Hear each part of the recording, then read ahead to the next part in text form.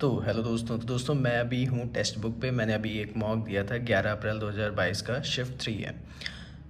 तो ये मैं आपको एनालिसिस दिखाता हूँ इसमें, है ना। और इस ये एनालिसिस आपको दिखाने का सिर्फ एक मोटिव है कि अगर आपके कभी भी नंबर, कोई भी रीज़न हो उसका, कभी भी नंबर ख़राब हो रहे हैं तो आपको बिल्कुल भी डिमोटिवेट होने की नीड नहीं है। क्योंकि देखिए, मेन पेपर हमारा ये नहीं है, ये सिर्फ और सिर्फ हमें टाइम मैनेजमेंट सिखा रहा है। और हमें ये सिखा रहा है कि अगर कभी भी कोई पैनिक सिचुएशन होती है या क्वेश्चन कोई फंस रहा है तो हमें कैसे वहाँ पे डील करना है ना। तो बिल्कुल भी डिमोटिवेट होने की नीड नहीं है। मैं आपको एनालिसिस दिखाता हूँ, फिर बात करते हैं ना। तो एनालिसिस में ओपन कर रहा हूँ ना। तो ये एनालिसिस आपके सामने देखिए। मैं आपको क्वेश्चंस नहीं दिखा सकता क्योंकि टेक्स्ट बुक की साइट है, तो प्रीवियस ईयर पेपर है तो थोड़ा दिक्कत हो सकती है। मैंने पेपर दिया था, मॉक दिया था। मैं आपको पहले आपको स्कोर दिखाता हूँ। देखिए मेरी स्कोर 140.5 है ना। मेरा कट ऑफ क्लियर हो गया बट सेटिस्फाई नहीं होना। ये इतने नंबर, ये तो बेकार नंबर है ना। 140.5 में कहाँ हो जाएगा। इस बार कट ऑफ कितनी गई थी, 150 गई थी, है ना। तो 140.5 कैसे मान लूँ, है ना। टेक्स्ट बुक ने भले ही 138 दिया हुआ है, 140 दिया हुआ है, बट नहीं कंसिडर कर सकते हैं। परसेंटाइज में अगर बात करूँ तो 85.59 है। 86.9 मेरी एक्यूरेसी है। 84 क्वेश्चंस मैंने किए थे, कुछ क्वेश्चंस गलत हुए हैं और शायद 11 क्वेश्चंस गलत हैं। और 1010 रैंक है मेरी 7000 लोगों में, ठीक है। नंबर्स की बात करते हैं।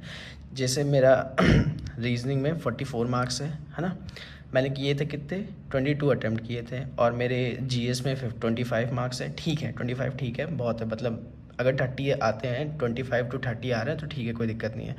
और सबसे ख़राब नंबर जो मेरे हो गए हैं वो किस में, मैथ्स में हो गया। मैथ्स में मैं 31.5 की उम्मीद तो बिल्कुल नहीं करता। एक्चुअली लाइट वाइट चली गई थी तो थोड़ा इशू हो गया था। ये बस यही मोटिव है आपको दिखाने का कि अगर पेपर ख़राब हो रहा है तो आपको टेंशन नहीं लेना है ना। और उसके बाद फिर अगर मैं इंग्लिश की बात करूँ तो मेरे 40 मार्क्स हैं। मैं अपनी इंग्लिश में इतने अगर स्कोर कर रहा हूँ तो मेरे लिए गुड इनफ है। मैं इतना नहीं सोचता। हाँ, अगर मेरा 45 भी आ रहा है तो मतलब इतना है कि 45 या 40 तक आ जाएगा मेरा, है ना। मेरा जो स्कोरिंग रहता है वो रीजनिंग रहता है और मैथ्स रहता है। तो मेरा मैथ्स थोड़ा गड़बड़ हो गया, अदरवाइज़ 154 तक आ जाते हैं ना। तो मैंने आपको सारे वो पेपर नहीं दिखाए जिसमें मेरे बहुत अच्छे नंबर हो। मैंने वो पेपर दिखाए जिसमें मेरे नंबर ख़राब हुए हैं, इसलिए ताकि आप भी थोड़ा सा मोटिवेट रहें, है ना। डिमोटिवेट होकर बिल्कुल, क्योंकि ये एंड टाइम है, अभी 2 ही महीने बचे हुए हैं, 2 से ढाई महीने। सीजीएल का नोटिफिकेशन आ चुका है, 18,000 वैकेंसी है। तो कट ऑफ तो डेफिनेटली गिरेगी, बट आपको लगे रहना है, रिवीजन करते रहना है, रिवीजन करते रहना है और मॉक देते रहना है। और मॉक का मतलब सिर्फ इतना है, टाइम मैनेजमेंट, और आप पैनिक ना हो वहाँ पे, ये भी आपको मॉक सिखा देगा।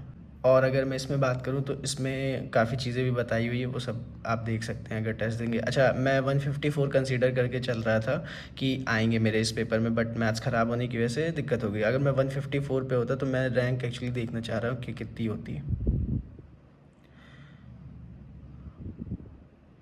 देखिए, अगर मैं 154 पे होता तो मैं 7000 लोगों में 333 रैंक पे होता। तो ये इम्प्रूवमेंट हो जाती है अगर मैथ्स ठीक होती है ना। तो मैथ्स गड़बड़ कर गई मेरी।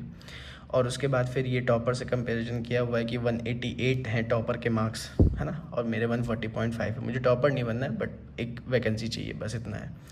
तो बस इतना ही है ना। तो बस ये मोटिव है इस वीडियो का कि प्लीज़ आप लोग डिमोटिवेट मत होइएगा ना। लगे रहिए, लगे रहिए, लगे रहिए, सिर्फ लगे रहिए, है ना। रिवीजन करते रहिएगा। All the best. और नोटिफिकेशन आ चुका है, 18,000 वैकेंसीज़ हैं। फिर से मैं आपको बता दे रहा हूँ, बस मेहनत करते रहिए। कट ऑफ डेफिनेटली गिरेगी, बट हाँ, आपका स्कोर एक गुड इनफ होना चाहिए। एटलीस्ट 150 प्लस तो होना ही होना चाहिए, ठीक है। तो ऑल द बेस्ट।